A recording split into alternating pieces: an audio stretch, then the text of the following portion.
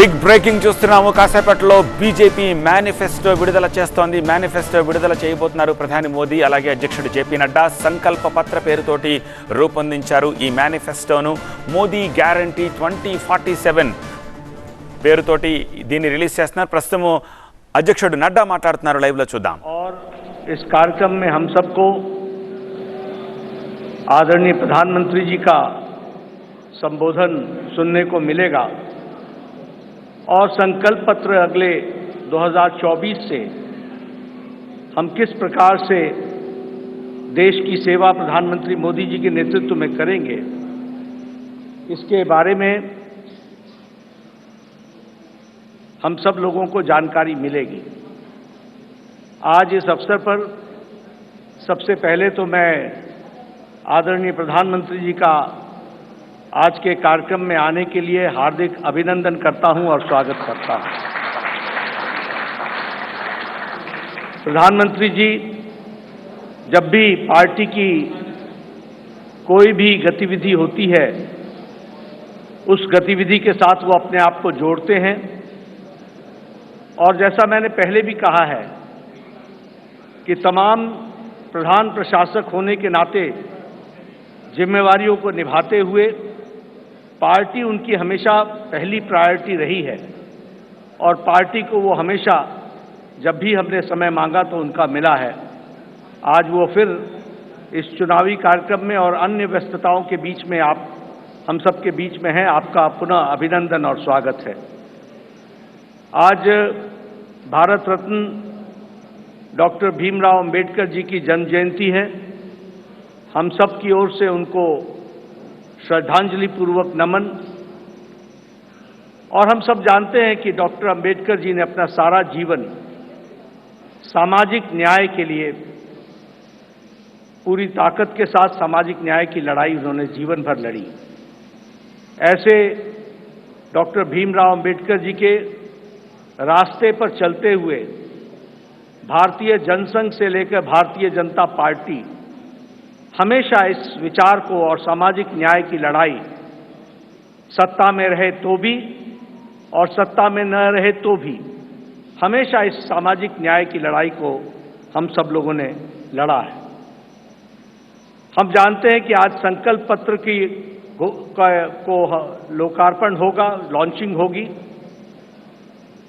लेकिन हम सबको यह भी ध्यान में रखना चाहिए कि भारतीय जनता पार्टी और शुरू में जनसंघ काल से लेकर यह वैचारिक अधिष्ठान आइडियोलॉजिकल बेस्ड पार्टी होने के नाते एक विचारों को लगातार आगे बढ़ाते हुए उस वैचारिक अधिष्ठान की यात्रा में हम सब लोग सम्मिलित हैं और हर बार जब चुनाव आता है तो उसी वैचारिक यात्रा को आगे बढ़ाने का क्रम हम सब लोगों ने किया है और उसको आगे बढ़ाया है। जिस बात को 1952 में श्यामा प्रसाद मुखर्जी जी ने कही, जिसे आगे पंडित दीनदयाल उपाध्याय जी ने आगे बढ़ाया, उस विचारधारा से हम कभी डिगे नहीं, हम उसको समर्पित रहे और उसको आगे बढ़ाने में हम सब लोगों ने भरसक प्रयास किया है। और हम कह सकते हैं कि मैनिफेस्टो या संकल्प पत्र यह उस विचारधारा, उस वैचारिक अधिष्ठान का अनफोल्डमेंट है। उसी को आगे किस तरीके से बढ़ाया जाए, उस यात्रा को आगे बढ़ाने का काम हम सब लोगों ने किया है।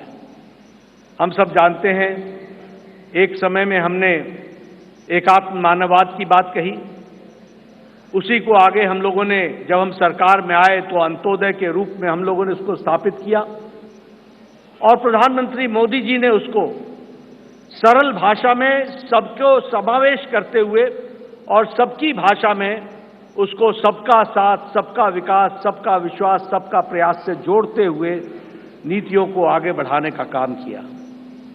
मुझे याद है कि 2014 में जब प्रधानमंत्री मोदी जी संसदीय दल के नेता सेंट्रल हॉल में चुने गए थे तो उस समय उन्होंने बड़े स्पष्ट शब्दों में कहा था कि हमारी सरकार गरीब को समर्पित है, हमारी सरकार गांव के विकास को समर्पित है, हमारी सरकार जो समाज के अंतिम पायदान पर खड़ा व्यक्ति है उसको समर्पित है और उसी को कार्य रूप देते हुए 2014 से एक लंबी यात्रा करते हुए पिछले 10 वर्षों में प्रधानमंत्री मोदी जी के नेतृत्व में देश ने इन सारे आयामों को बखूबी जनता को, गांव गरीब की चिंता करते हुए उसको आगे बढ़ाने का काम किया है।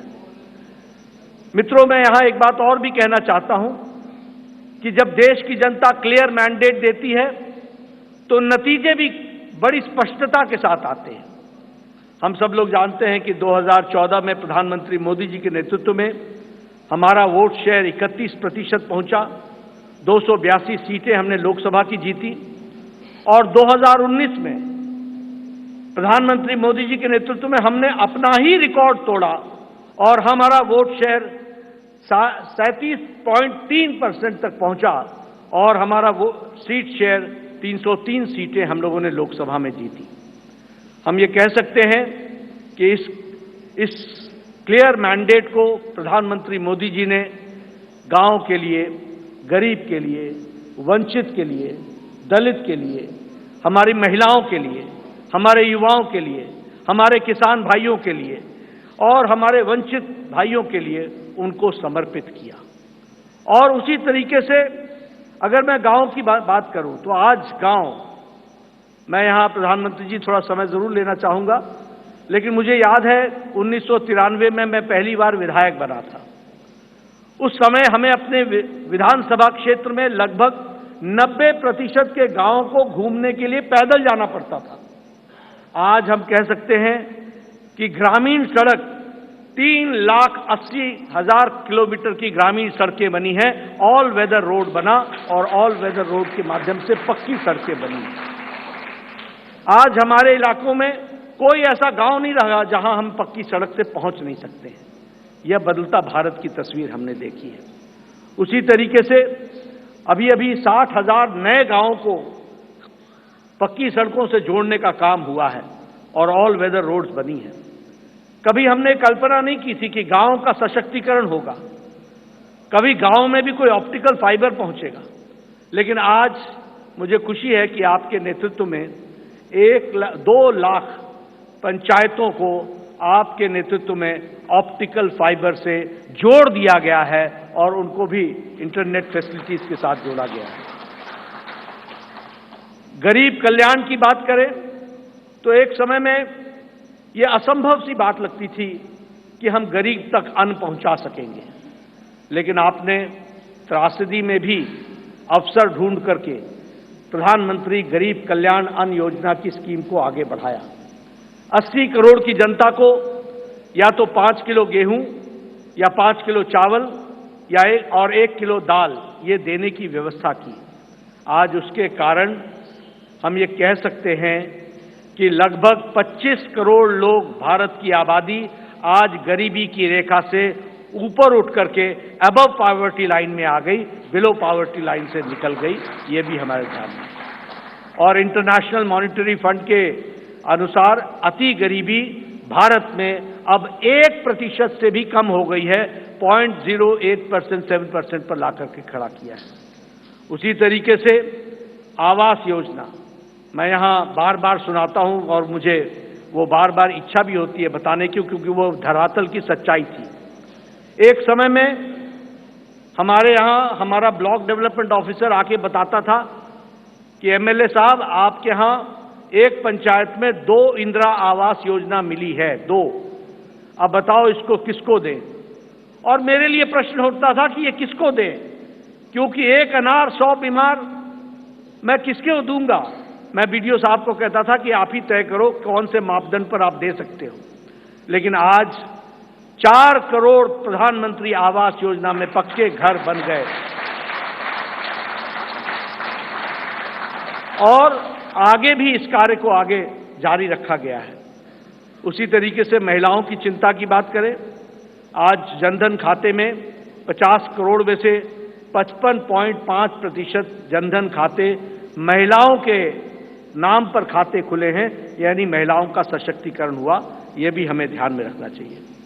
उज्ज्वला योजना ये योजना आप सब लोग शहर में रह करके आपको लगता होगा हाँ गैस का सिलेंडर मिल गया, लेकिन ये इतनी ही छोटी कहानी नहीं है।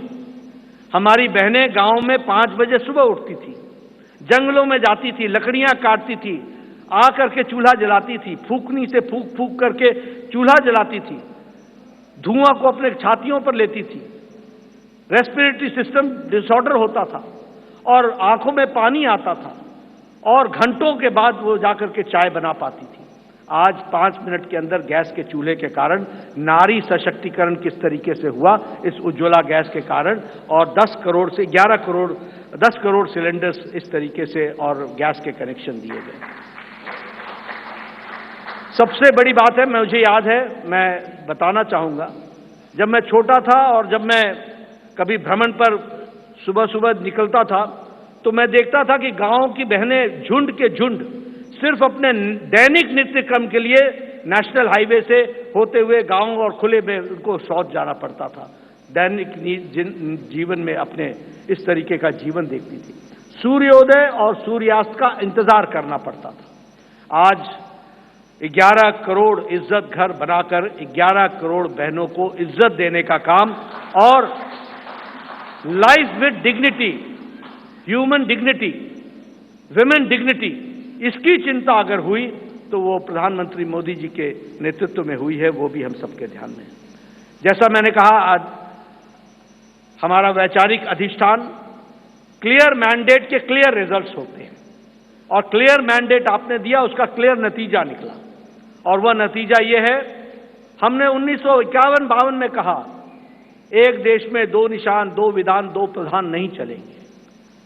हम 1951-52 से ये बात कह रहे थे, लेकिन आपने क्लियर मैंडेट दिया और 2019 के 6 अगस्त को धारा 370 को एब्रोगेट कर दिया गया, धाराशाही कर दिया गया। प्रधानमंत्री मोदी जी की इच्छा शक्ति ने उस कार्य को पूरा किया है। मुझे याद है कि पालमपुर का प्रस्ताव पारित हुआ था कि हम राम मंदिर बनाने के रास्ते को प्रशस्त करेंगे। ये पालमपुर का रेजोल्यूशन था और पालमपुर के रेजोल्यूशन से लंबी यात्रा हमने की और हमने वो भी दिन देखे जब कांग्रेस के वकील खड़े होकर के न्यायिक प्रक्रिया को रोकने का प्रयास करते थे और ये कहते थे कि इससे भारतीय जनता पार्टी को फायदा होगा। उनको देश की चिंता नहीं थी, उनको रामलला की चिंता नहीं थी, उनको भारत की संस्कृति और गौरव की चिंता नहीं थी। वह वोट बैंक की राजनीति करने वाले लोग उसमें अड़ंगे लगाते रहे, अटकाते रहे, लटकाते रहे, भटकाते रहे। लेकिन प्रधानमंत्री मोदी जी के नेतृत्व में वह रास्ता प्रशस्त हुआ और भव्य राम मंदिर 22 जनवरी को आपके कर कमलों के द्वारा वह आज रामलला वहां विराजमान है और उनका प्राण प्रतिष्ठा आपके 10 दिन के अथक कार्यक्रम और अनुष्ठान के बाद आपके कर कमलों द्वारा हुआ, वो भी हम लोगों ने देखा है। ट्रिपल तलाक, 3 तलाक, कोई सोचता नहीं था कि इस विषय को टच करेंगे, कोई इस विषय पर चर्चा भी करेंगे। सुप्रीम कोर्ट से लेकर के समाज के सभी वर्ग मानते थे कि 3 तलाक आज जनता के लिए एक तरीके से त्रासदी है, इसको समाप्त होना चाहिए। लेकिन यह इच्छा शक्ति, दृढ़ इच्छा शक्ति प्रधानमंत्री मोदी जी ने दिखाई और आपके क्लियर मैंडेट ने इस ताकत को प्रधानमंत्री मोदी जी को करने की इच्छा शक्ति दी और आज ट्रिपल तलाक से हम बहनों को, हमारे मुस्लिम बहनों को हम लोगों ने आजाद किया, यह भी हम सब लोगों ने देखा है। उसी तरीके से 30 साल से राजनीतिक कारणों से नारी शक्ति वंदन और महिलाओं का रिजर्वेशन पर राजनीति होती रही फॉर 30 इयर्स, 30 साल कोई कुछ नहीं हुआ। लेकिन प्रधानमंत्री मोदी जी की फिर से इच्छा शक्ति और आप सबका सहयोग, 30 साल से जो कार्य नहीं हुआ वो 3 दिन के अंदर प्रधानमंत्री मोदी जी ने नारी शक्ति वंदन विधेयक को पारित करके, और अगली बार लोकसभा में 2029 में हम 33% सांसद हमारी महिलाएं बहनें होंगी, यह भी हम देखने वाले हैं।